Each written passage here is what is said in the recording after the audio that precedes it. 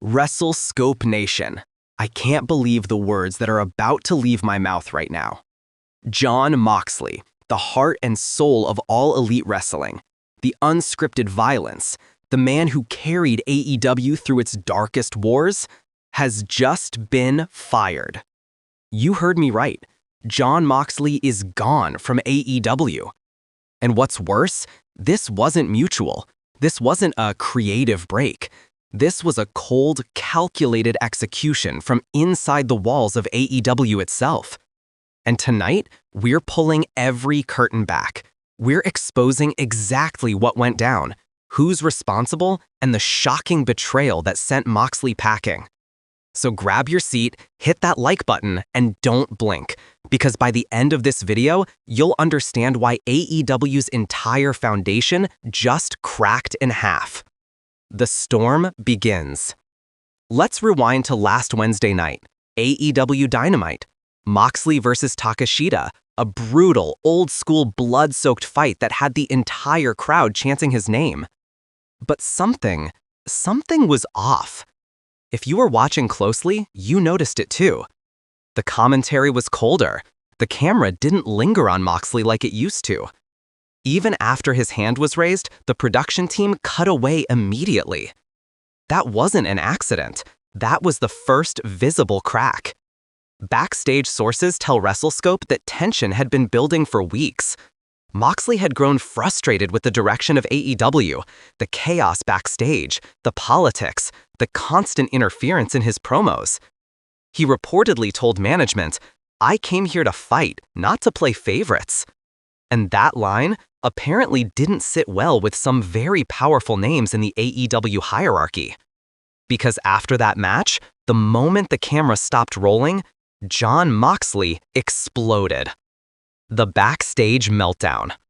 According to several eyewitnesses we've spoken to, Moxley stormed straight to gorilla position, furious, drenched in sweat, demanding answers. He was heard shouting, "I carried this damn company on my back when everyone else walked out, and this is how you treat me?"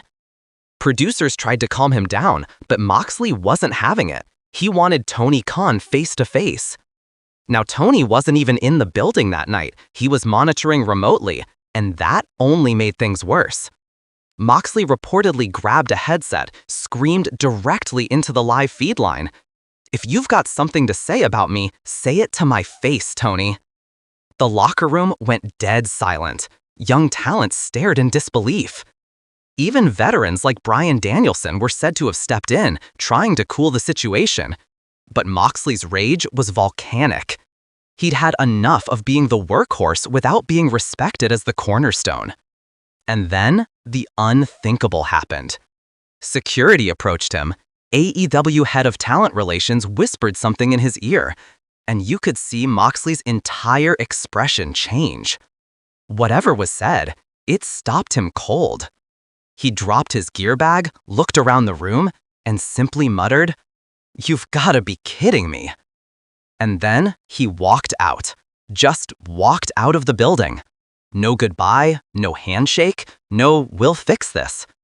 That was the last time anyone saw Jon Moxley inside an AEW arena. The official statement. The next morning, fans woke up to a shockwave. AEW's official account posted a short, robotic statement. Quote, "Effective immediately, AEW and Jon Moxley have parted ways. We thank Jon for his contributions and wish him the best in his future endeavors." That's it. That's how you end the story of Jon freakin' Moxley? No tribute video, no thank you montage, not even a proper goodbye from the fans who bled with him through every match? WrestleScope Nation, this was cold-blooded. This wasn't a respectful exit. This was an execution. And you want to know the sickest part? Word is, this decision didn't come from Tony Khan alone. The power struggle. Behind the scenes, AEW has been imploding. The power structure is no longer unified. It's divided into factions. You've got the Elite faction, the Blackpool Combat Club faction, and the corporate circle, the shadow decision makers who claim to act in AEW's best business interests. And Moxley stood in none of them. He was a one-man army, the outlaw who refused to bow to corporate control. That independence made him dangerous. Moxley's vision for AEW wasn't about sponsorships, brand safety, or TV ratings. It was about blood, grit, authenticity. He wanted AEW to remain the land of the misfits and outlaws. But the suits backstage, they wanted a cleaner product. They wanted a family-friendly face. And they saw Moxley as the final obstacle to that transformation. So a plan was set in motion, a plan to quietly phase him out. We're told that for months, AEW producers were instructed to limit Moxley's TV time, cut his mic segments shorter, and make his matches less violent. He was being watered down. When he fought back against those changes, that's when the final nail was driven. A private board meeting, led by a handful of corporate advisors and reportedly signed off by Tony Khan himself, sealed the deal. Jon Moxley was to be terminated immediately, with no on-air storyline, no send-off, and no warning.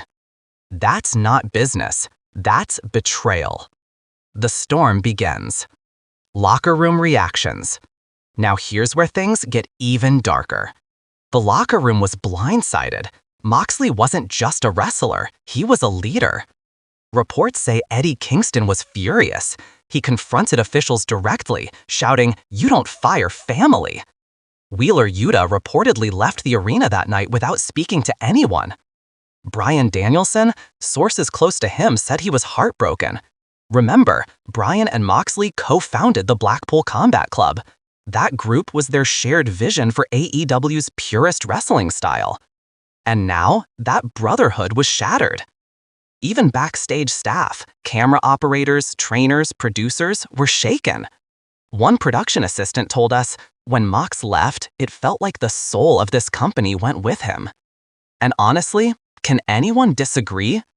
Without Moxley, AEW loses the man who carried it through the pandemic, who showed up when others stayed home, who bled for this company night after night. And this is how they repay him?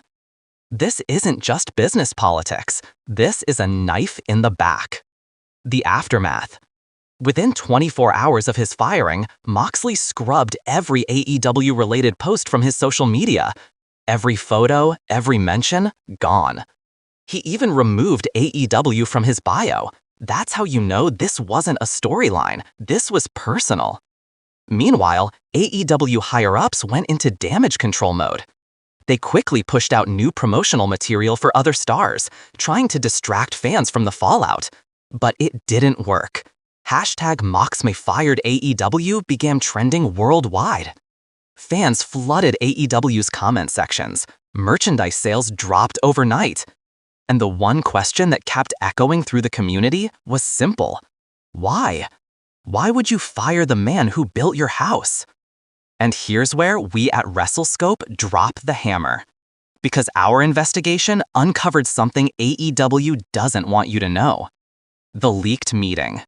Sources have confirmed that during a private, closed-door meeting held 2 weeks before his firing, Moxley confronted executives over creative decisions surrounding the Blackpool Combat Club. Apparently, he refused to participate in a proposed angle that would have broken up the group and turned him heel against Bryan Danielson. Moxley allegedly told them, "I'm not turning my back on my brothers just to sell a storyline." The meeting reportedly ended in silence, but not before one exec whispered under his breath, "Then maybe you're not a team player anymore." Fast forward to now, and the pieces fit perfectly. That's when the trap was set. The moment he stood up for integrity was the moment he sealed his fate. This isn't about TV ratings. This is about power, control, obedience. AEW didn't want Jon Moxley the man. They wanted Jon Moxley the puppet. And when he refused to dance, they cut his strings. The final message. Now here's the twist AEW didn't see coming. Before leaving the arena that night, Moxley reportedly recorded a private message on his phone, one he's planning to release in the coming days. Sources say it's an uncensored, no-holds-barred shoot message directed at AEW management and the wrestlers who betrayed him. He's not naming names yet, But insiders are warning, when it drops, it could change everything. Imagine Moxley unleashing his truth. Imagine him revealing the politics, the manipulation, the hypocrisy of those who claim to fight for freedom, but actually chain their own talent. When that message hits, AEW's image might never recover. And honestly, I don't think Moxley cares. Because at this point, he's free, unhinged, unleashed. Where does Moxley go next? Some say WWE could make a shocking play to bring him home. Others believe he'll appear in Japan, reforming his old alliances and reigniting his legacy as the Death Rider. But knowing Moxley, he doesn't follow the script, he writes his own. Maybe we see him tear through the indies, leaving chaos in every promotion he touches. Maybe he builds something new, his own rebellion, his own brand of unfiltered, unapologetic